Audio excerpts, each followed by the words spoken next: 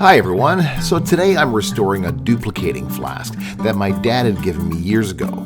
My dad owned a dental lab in North Bay called Wyatt Dental Lab. When he retired, he gave me a bunch of his equipment, a lot of which I still use to this day.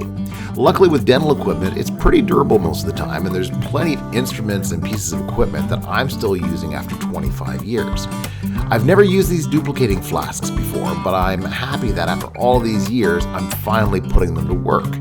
I need them now because now that I'm doing intraoral scanning, or you might know it as digital impressions, I need to duplicate my 3D printed models in stone because you can't cure acrylic on a 3D printed model. Not with the model resins I know of at least. Now these flasks are all made of aluminum, and they do have some corrosion and gunk that's built up over the years when my dad used to use them. So I'm going to polish them up and put them back into service. To clean up these flasks, I'm using some buffs that are made of, I don't really know what. I had a ton of them in a generic box that didn't have the name of the product. They work really well though for smoothing out metals, acrylics, and silicons. I'm doing all of this in my enclosed vacuum hood.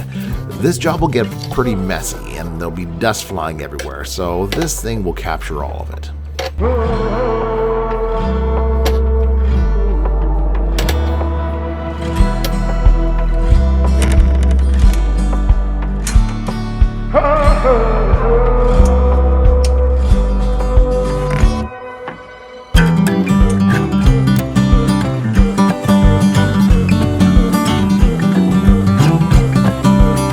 Now, I wasn't expecting what happened to happen when I started cleaning this. I'm gonna save this part for a little later on. I'm pretty sure you'll enjoy it.